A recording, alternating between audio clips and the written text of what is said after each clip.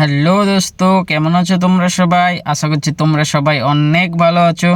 তো দোস্ত, কুয়েতে বর্তমান হাউস ড্রাইভারের স্যালারি কত হয় আজ সেই বিষয়ে আলোচনা করব। তো তোমরা আমার সাথে থাকো এবং জানতে থাকো।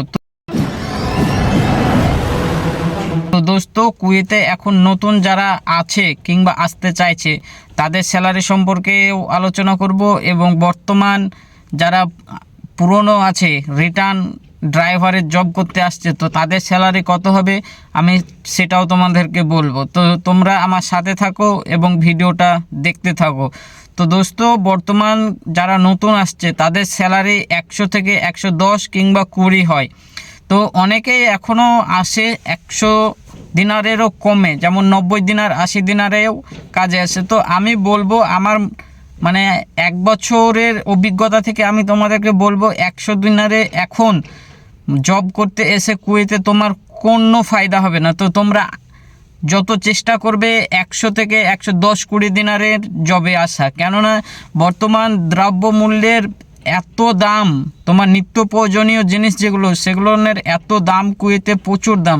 তো তোমরা আসবে 100 থেকে 110-20 দিনার স্যালারিতে। তো দোস্ত, নতুন আমি যখন আসি তখন আমার স্যালারি ছিল 100 দিনার। আমার এখন বর্তমান কুয়েতে 1 বছর 1 মাস হয়ে গেল। তো 1 বছর 1 মাস আগে আমার স্যালারি ছিল 100 দিনার, এখন হয়ে গেছে 110 দিনার। তো এখন বর্তমান স্যালারি যদি বলতে চাই ইন্ডিয়ার কত হয়, তো দোস্ত এখন বর্তমান 1 দিনার সমান ইন্ডিয়ার চলছে 278 টাকা। তো তোমরা কনভার্ট করে বলবে কত হচ্ছে 110 দিনার স্যালারিতে। অবশ্যই কমেন্ট করে বলবে ইন্ডিয়ার টাকা কত হয়, ইন্ডিয়ার টাকা না সরি ইন্ডিয়ান রুপি কত হয়। তো দোস্ত, আমি ইন্ডিয়ার, আমার বাড়ি কলকাতার ওয়েস্ট বেঙ্গলের মুর্শিদাবাদ জেলায় আমার বাড়ি। তো দোস্ত, আমি মুর্শিদাবাদের ছেলে, কুয়েতে হাউস ড্রাইভারের জব করি। তো আশা করছি তোমরা আমার সম্পর্কেও জানলে এবং আরও কিছু তোমাদেরকে জানকারি আমি দিচ্ছি, তোমরা অবশ্যই আমার ভিডিওটা দেখতে থাকো। তো দোস্ত, যারা রিটার্ন আসছে মানে একবার হয়তো কুয়েত, কাতার, দুবাই, সৌদি, ওমান, যেখানেই হোক, গালফ কান্ট্রির যেখানেই হোক একবার জব করে গেছে এবং সে আসতে চাইছে, তো তার স্যালারি দোস্ত 120 দিনার থেকে শুরু করে 160 দিনার পর্যন্ত হয়। কেননা তোমার যদি সিটি এলাকায় জব হয় তো তোমার 140-150 স্যালারি হয়ে যাবে।